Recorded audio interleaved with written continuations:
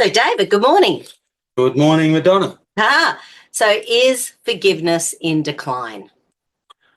Right, Yeah, we've had a couple of things going on this morning where forgiveness has been one of the little topics as we've been getting through our day, right. and it's something that when we're chatting about different clients, it's really hard for some people to even get there. They Oh, can't even imagine that. Well, it's because a lot of people think, well, why would I forgive you? You did this to me. mhm. But forgiveness, of course, in relation to mental health, it's nothing to do with the other person. It's just with yourself. Well, that's what they say, but there's controversy around that. Okay. So there's this. Well, if we want to go into it, um, because I think that because forgiveness is on the decline statistically, and the claims for that are because of the internet and polarization. Right. Right. So the claim is that who knows it makes it people harder to forgive. And also that social awareness is changing. Like, Right. for example, when we grew up, it was like Christian society, and I was Catholic, and that was one of the main things. So confession was one of the sacraments, and it was a process where to get forgiveness, first you had to admit what you did, then you had to kind of be sorry, and then they gave you something called penance, so then you had to make up for it. Right. Right, so in my upbringing, I was shown this way of doing things. Nowadays, there's this thing that you, it's suggested that you should forgive people who aren't sorry. And that seems to me to be a bit odd because in psychology, they claim that that frees you. Except if somebody's in a pattern of doing something to you and you keep forgiving them, they'll keep doing it to you. Right. Unless it's resolved, I guess. Yeah. But so that's just one part of it. I mean, forgiveness is a powerful tool, and even though we mightn't forgive some people on some levels, I think generally we do it all the time. It's an ongoing thing that we do all the time. We have Yeah. little scattered things with our kids or our siblings or friends, Yeah. and most of the time, like I forgive them and get over it pretty quickly, and there's nothing even to make up. It was just some difference of opinion or a misunderstanding at the time. Yeah. What do you think? Well, with the whole empathy thing, it's sort of, there's a lot less empathy these days, I Or find. misplaced empathy? Yeah. So going back about 10, 15 years ago, there was a guy who wrote a book and he was talking about how the fact that he'd muscle tested 2 million people over 20 years Hmm. and the frequency of people on the planet was increasing. Frequency Their frequency of love, forgiveness, was improving. joy, it was improving over 20 years. So it's like the whole energy on the planet was improving. But honestly, it feels like that's going down these days. Hey, little Teddy. Well, we're going to pause. Do you want to sit on my lap? Oh, you want to lie down on here? Okay, we're going to continue our chatting. Okay, Teddy? You lie down and get comfy though, Teddy. You'll see. That's it. Oh, that's it. Get on that. Yeah. Standard fever. Yeah. Yeah. Okay, What were we everyone. talking about? You know Teddy. So anyway, he's in here. So with empathy, one of the things that is happening is that because we've got so many neurospicy kids, I think it's now, I heard this morning, it's 1 in 24 kids have got autism these days. So, and one of the things that can happen is that with kids who are neurospicy, there's these things in the brain called mirror neurons. And the mirror neurons don't switch off until 7 to 9 years old. But part of what the mirror neurons do when a baby or a little kid is looking at their mum and their dad, they're taking in the energy. They're taking in the love, the care, the compassion, that oxytocin. So by looking at someone where they're getting love, care, compassion, they're actually creating neuronal pathways in their brain. Right. So the mirror neurons activate whenever they see something. Yes. So they're activated by movement. Yes. And obviously what the activity is in the environment, the mirror neurons open up to. Yeah, so there was one study that looked at empathy and mirror neurons, and basically kids who don't have them working properly, they don't develop empathy. Right. Well, that's one way of looking at it from a what perspective is that coming from? That's from a brain integration neurological perspective. Well, statistically, empathy is declining. Right. Okay. Right. So I studied that at uni. So empathy's been on the decline long term, and it's a gradual decline, and it's getting worse. And that actually works in synchronicity with secure attachment. Right. So secure attachment in relationships is also on the decline. Yeah. And those two are related. So even though, and also another thing is some of those neurodiverse things often could be also looked at from a trauma point of view. Yeah. And so you end up with very similar behavioral things with trauma, whether it's big T trauma or little t trauma, Yeah. as if you've got the genetic or the damage in the brain. Because once the prefrontal cortex isn't activated well, Yeah. the brain isn't integrated, and you end up with those similar problems with head injury, with childhood negative experience, or also with the chemical problems and or genetic variants in the kids who end up with like different types of neurodiversity. I might actually share this picture for a sec about the grief gauge. Is this something that you guys study in holistic counselling? Oh, in all counselling. Yeah. So basically, I learnt this as part of my counselling kinesiology going back 25 plus years ago. And it depends, I'm sort of thinking, because if you look up anything about empathy and forgiveness, it'll all go on about social media and how social media is the bad guy. Well, it's one of the things that everyone says. And they're those things. It's a scapegoat. Social media is a scapegoat. And they do it because they want a short answer. Yes. Right. And it's annoying. It's the same as any short answer for a complex problem. Yes. And so basically the grief gauge, the grief cycles of emotional stress syndrome. So if someone gets, like just say the last 5 years, for example, how many people are stuck in, say, the grief of loss? You've lost your job, you've lost a loved one, you've lost your livelihood, you've lost someone, your health. How many people are stuck in grief of loss and they can't get out of it because they're not being seen, they're not being heard, they're not being understood, they're not being listened to, they're not being. So, people can get stuck there, and if they don't have someone helping them get out of that, they're going to be there for the rest of their life. Well, they can do, people. You can draw on there, Teddy. Thank you. Yeah. The color in the hearts, it makes it more beta. Wow. Did I say beta? Yeah, beta. Beta testing. I was supposed to say better. Better. And if we get stuck over here at, say, anger, you might actually end up never being able to get out of that. And how many people are stuck in anger at the moment?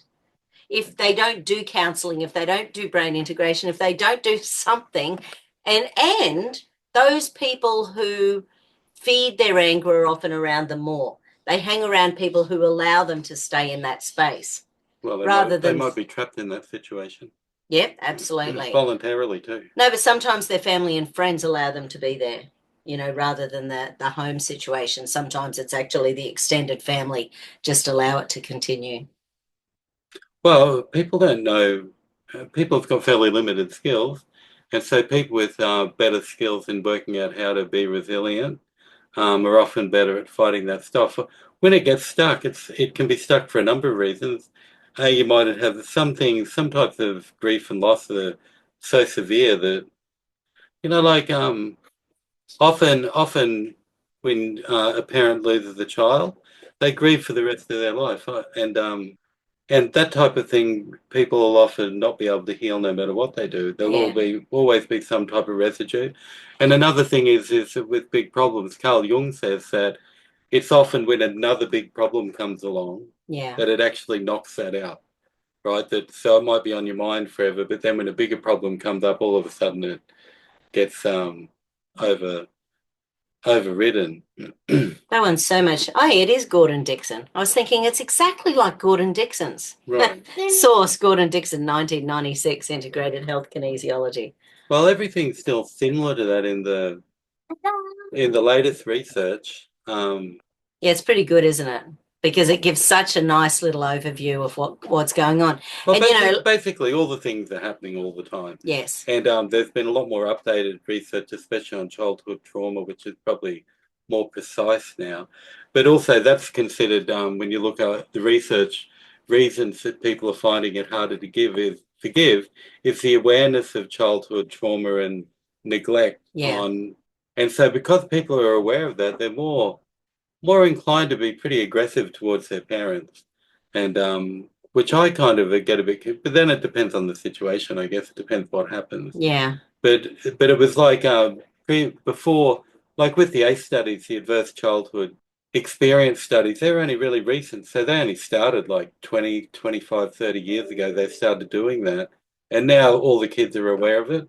It's like, so it's pretty hard for the parents too, because the parents, there's more focus on being perfect all the time. Yeah. And obviously, one of the things about social media is that, because kids are on device, and yes, parents are. We always talk about this. Parents are just as much to blame for, reduced face-to-face family time as kids are. Like, it's really common for, you see it all the time in restaurants and cafes. Everyone will be sitting on their phone. Everyone, so it might be a game here, a text message there. It's just like this crazy, we can't wait for 3 minutes for the coffees to arrive without everyone grabbing the phone. So there isn't as much face-to-face interaction, which means, again, those mirror neurons aren't getting that interaction. And when you're sending a text message to someone, it's very different being able to go, well, you did this and you did this and you did something else. And then it becomes this back and forth that becomes really angry. It escalates because there's no face-to-face. You're not seeing the social cues. All of the face-to-face touching, it's all, they call it co-regulation. So with more than one person, you can co-regulate. Yeah. Which is what's meant to happen. And when we're distracted and not co-regulating with our kids or our partner, we're not co-regulating anymore. We're just self-regulating. And then so the connection that occurs from co-regulation doesn't happen, which is the attachment.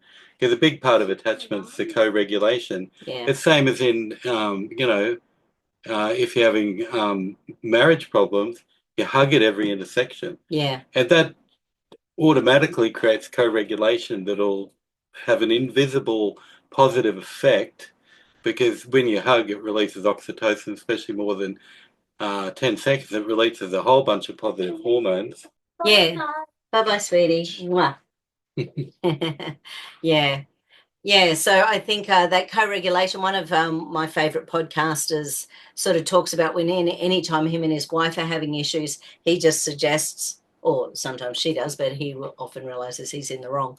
So he'll suggest that they just go for a big walk. He said it's really easy when you're out in nature and when you're outside in nature with your dogs and, just getting away from everything, how easy it is to actually just start communicating again. Well, and that's not face-to-face, but maybe when you're fighting, it's a bit safer to walk side by side. No, well, side by side, something they found in men's groups, right? That they actually get them sitting side onto each other, because men are less comfortable front to front. Really? Yeah, that's why men are less inclined to, they don't like to. Whereas if they sit like this, like in the men's shed type thing, they sit to the side and they're more like, and I noticed that with my boys. It's like, especially my little boy, he was a little bit non-verbal and he didn't talk about his feelings much. But when I'd go driving with him, I worked out, he'd just start talking. And I wondered if that was because he was sitting beside me. But then when he started getting deeper, he was always sitting beside me. And you were busy. In the car, and I'm busy driving. Yeah. Dan, and all of a sudden these deep things come up that he'd never talk about. And then, that's how we started our really nice communicating on a deeper level that we do still. Yeah. Yeah. It's sort of funny because there's someone in any of you have listened to me talk about this will know this story, but there's a family member who her and I haven't spoken in 20 years, and it's really quite angsty, not real pleasant. And one of my aunts commented that after my mum died, she just cried lots and lots and lots and lots and lots. And I did not care because I did not want her at the funeral. But it's now a worry for the other people in the family that maybe if she dies, there's going to be a heck of a lot of unresolved stuff because she simply doesn't have the courage or the tenacity to sort anything out. Well, so she just keeps going into these levels of grief. Well, what happens, so one of the main reasons for forgiveness is to resolve things. Now, the word resolve is an important word because in family systems therapy, it's what's noticed about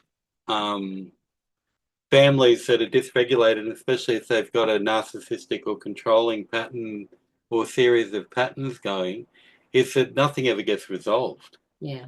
Right? And so they don't get resolved because it's kept a secret. They don't get resolved because if anyone talks about it, they get punished. They don't get resolved because they don't get resolved.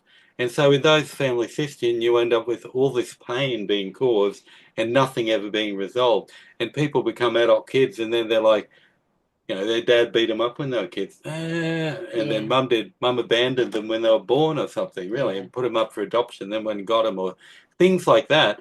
And then they're like, and then nothing's resolved. And then you see the way they operate, they don't resolve things either. Like if someone has a conflict, instead of fixing it, the person who's complaining, they'll get the silent treatment, then they'll get the as well as the anger, and it's like, the whole point is to not resolve anything. Yeah. And the thing is that if you don't resolve things, so because we're talking about forgiveness, people say forgiveness resolves. It only does if it's done right. Like my counselling supervisor, she's a very experienced family therapist, and she works as a family court writing reports. And at supervision a few months ago, she brought up, does anyone have a problem with forgiveness? And she goes, I do. And I'm like, oh, I think I do too. And she goes, what's the issue? And I go, well, if you forgive people if they're not sorry, they'll just keep doing it again. So it opens up you can't make a boundary with people like that. Right. Right? Because no boundary, you forgive them straight away. They want to be forgiven for nothing, and then they just do it again. And she said that's the thing. It's like, and she said that, she goes, the type of cases she deals with, and she's been in the paper for helping people catch some pretty terrible false accusations against people. And she said she made the statement that it's like, some of the things people do to each other, it's an insult to ask them to forgive them. Yeah. Right. And so, we get that level of thing with forgiveness, where actually really the whole process of forgiveness is that you should be really sorry. And like in that Catholic system, I mean, people might have a better idea that first you admit it to the other person, and then you say sorry, but then you make up for it, right? And then you're free. Right, but forgiving someone who's not sorry, what's the point in that? People say that it frees them, but I just say that they got away with it. Right. Like, there's no point in doing the forgiving thing at all. Why would you do that? Because it takes a layer off the stress in your heart. Does it really? Yeah. Yeah. I know people say that, but because what's the opposite of forgiveness? If you don't forgive, you hold on to something. If you're holding on to something, there's a charge there. If there's a charge of energy... No, not necessarily. Yes. No, hang on a minute. Okay, so here we go. So a person who I was talking to the other day, who in my estimation is fairly enlightened. Yeah.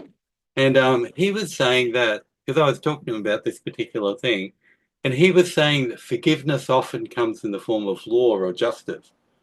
Right? So actually, if somebody hurts you and they're not sorry, maybe until justice is applied, then you can be forgiving. And you see the justice system has that part of it. Yeah, but it's broken. Well, how often do you see that the justice system is broken? Whether it's broken or not, that process is probably correct. Right? It's like, and even if you don't, like, for example, I had something negative happen to me with a neighbor. They broke into my property, they destroyed something, and they poisoned a tree in my yard, and I got poisoned. So what should I do? So should I just go, oh, I'll forgive you? I don't really think so. You should take some action, and everyone would take action. If someone damages their property, everyone will take action. No one's going to be forgiving, are they? Like if you knew someone came into your house and wrecked something that not only might cost you a lot of money and take a lot of work to organise to fix, you wouldn't just forgive them if you found out who they were. So why are people preaching this idea of forgiveness? That person just gets away with it. So I kind of, because I think forgiveness is really powerful and I'm really into it. Of course, we forgive people all the time. We forgive our kids all the time. Yeah. Forgiveness is fine. But in some things, if it's a pattern of behaviour, Yeah. right, it's And the level of harm caused. and the level of harm caused. Yeah. And so I think in they call that significant harm. Yeah, right. When they do the measuring. Yeah. Yeah, it's I don't, like most people, I don't think it's easy to forgive, especially if there's significant harm. Right.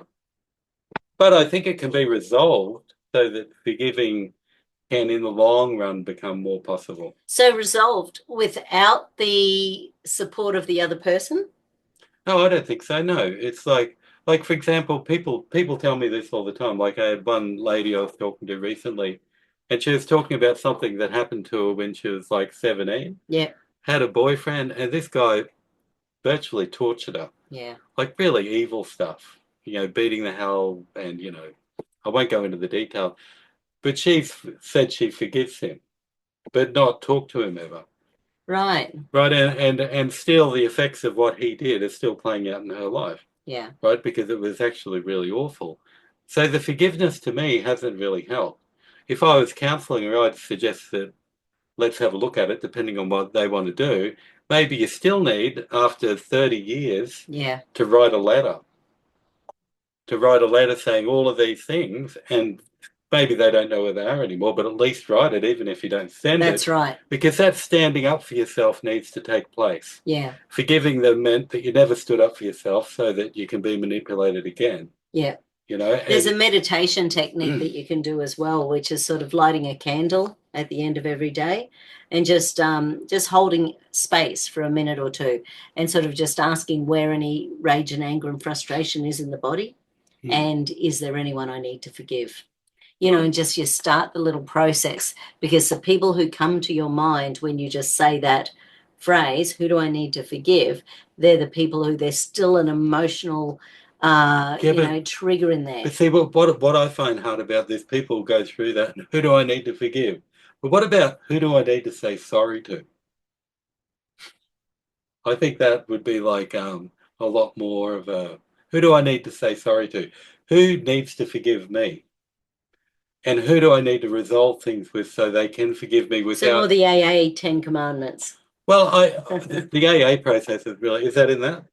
I don't know. That's the 12 steps. But anyway, no, I just look at this thing and I go, well, if it's like so important to forgive, who do I need to resolve things with where I did the thing that wasn't right? Yeah. And I think that'd be more helpful for me than to do some fictitious forgiveness of someone that, what do they do in the Kung Fu movies, with the Shaolin monks? Compassion first. Yeah. But then action. Do you know what I mean? Yeah, compassion. But if compassion might mean give that person a chance to resolve it. But if they still don't want to resolve it and hold their grudge, why would you forgive them? Because they're still out there getting away with things, and they've got power because it wasn't resolved. So resolving things is good. Well, interesting. Number 6 with the AA 12 steps is being ready to have a higher power remove character defects. So I suppose that's, sort of like, who's the guy who wrote that book 100 years ago, How to Win Friends and Influence People? Oh, yeah, Dale Carnegie. Yeah, so one of his chapters, he talks about Abraham Lincoln and how he actually tried to be president of the United States several times and lost and lost and lost. And what he did every month was chose a different deficit in his character.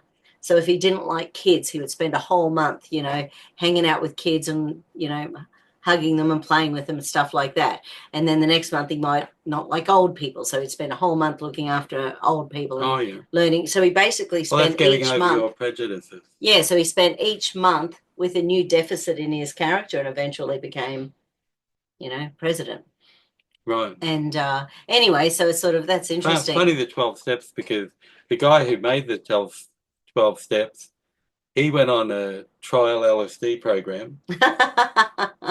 and this is what he came out of the trial. Really? Yeah, I know. Oh, that's funny. It's history. It's really quite amazing. So he was on an LSD trial, and after it, he realized this. And this is very effective with people. The 12-step, people get really pretty good outcomes with it. I might share it just because it's a bit of fun. Like, even if you just get a screenshot of this, if you haven't seen them for a while, I certainly haven't looked at it for some time. But, admitting powerlessness over, alcohol, and of course, insert whatever is going on in your life, recognizing it's become unmanageable. Sometimes people don't recognize things are unmanageable. They just don't even get to that first step.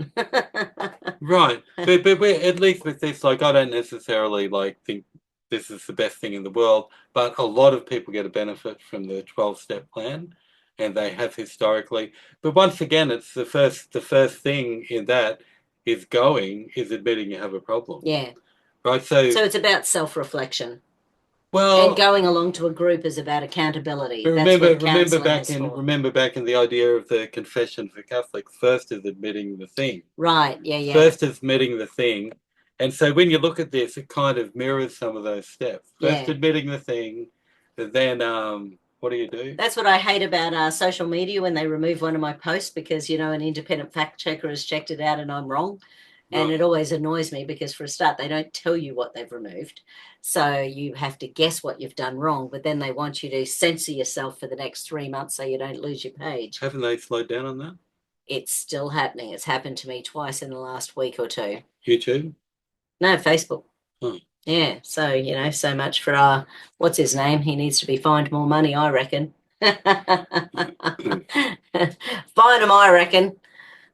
Oh, but they take that out of petty cash. Yeah, they do. They do.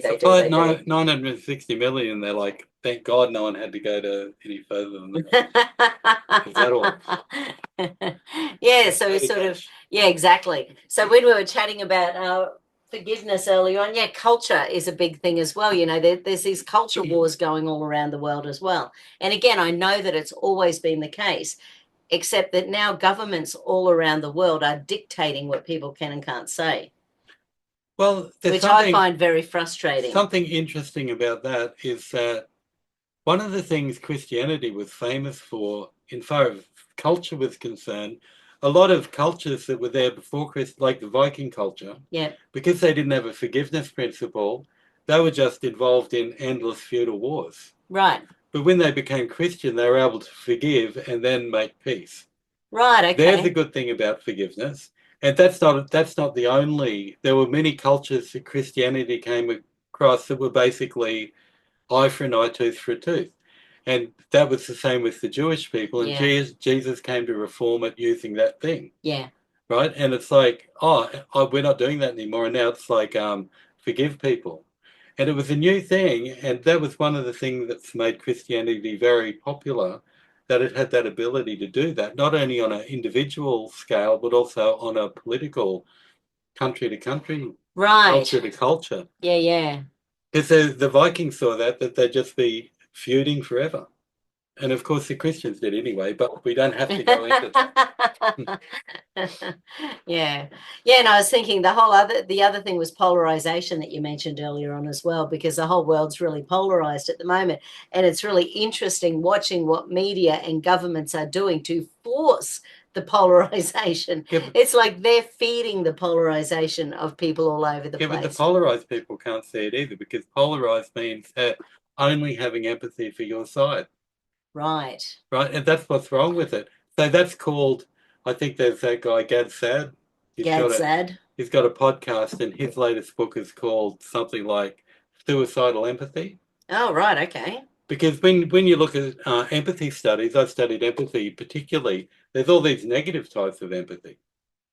And so, people in, say, cults, they all empathize with each other, and they hate everyone outside. Right? Yeah. And there's already something wrong with that.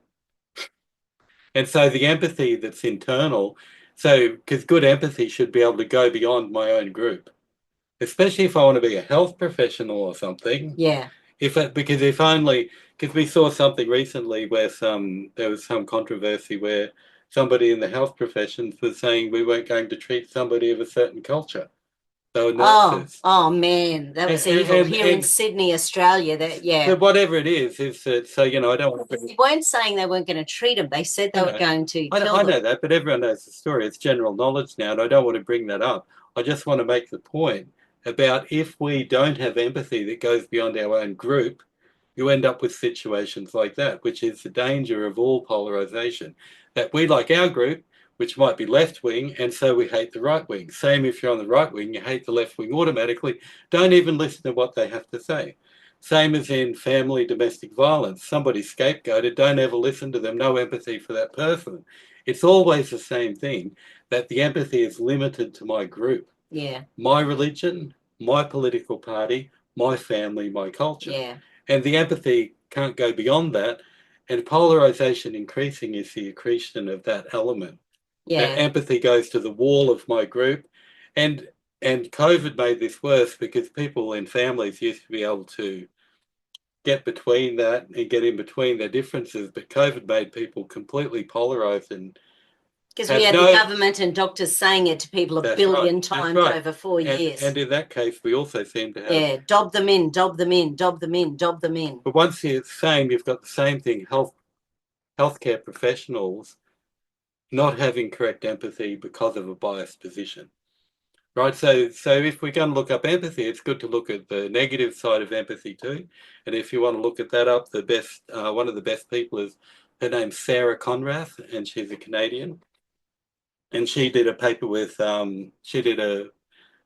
a chapter in a book with Delphine Greinberg called The Positive and Negative Aspects of Empathy, the first large study ever done on that. Yeah. And it's a brilliant thing if you can find it.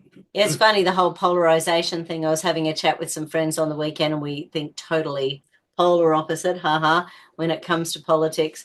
And it's funny because at one stage, one of them made a comment. There was one word in there that could have been considered political. And instantly he put his hand out at me and he said, I didn't mean to bring in politics into this, because obviously they have a let's not talk to the crazy woman policy. And anyway, and I, of course, quoted Anne of Green Gables, which was, if you knew how many things I thought about that didn't say, you'd at least give me some credit, which of course I said. And yes, because you don't get any credit for what you don't say. Well, the old school way of doing it was don't talk publicly about sex, politics, or religion. But then no one hears other perspectives when you do that. Oh, I know that. That's you know, and then the that's polite society. Yeah, but what fun is that? Well, it's diplomacy. Yeah. Anyway, it's all pretty good fun. Anyway, so forgiveness. There's definitely two sides to the story. Forgiveness is something that is definitely worth looking at in a deeper way, because what we want is resolution so that we can have a clear mind, so that we're not thinking about it all the time. But sometimes it's listening. Like they say, some of the counselling theorists say, if there was more listening, reciprocal listening, there'd be no need for justice. Yeah. But if people won't listen and they keep doing the same things when you try to put up a boundary, then you might need justice, right? Yeah. Justice so that forgiveness can take place later, because maybe that'll stop the same thing being done over and over again. Yeah. And justice might just be telling somebody and not allowing yourself to be isolated and just saying, look, this person is like really not being very nice. Yeah. Beautiful. Well, hopefully, interesting. Very interesting, isn't it? So forgiveness is something that is always in debate. It's something that's evolving and changing, because obviously you see different religions have a different perspective on it. Yeah. Because some people, you're not allowed to forgive people of some religion. Yeah. Which is fun too. The whole thing's ironic. The irony of forgiveness. The irony of religion. And religion. Yeah. Okay, everyone, have a great day. Take care. Are the little hearts cute? He filled them all in for me. Oh, little cutie. Little cutie. Bye.